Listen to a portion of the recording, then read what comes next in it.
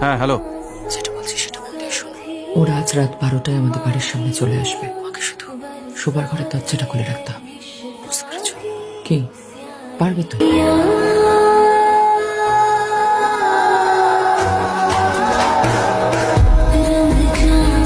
Hello, ছবি আঁকছি।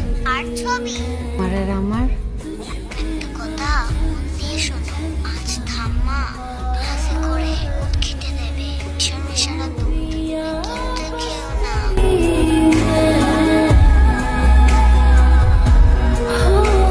আমার তোমাকে একটা কথা বলার ছিল।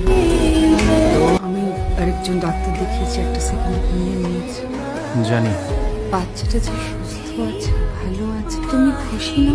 আমার খুশি থাকা না থাকায় তোমার কিছু যায় আসে স্মিতা। সাহিয়া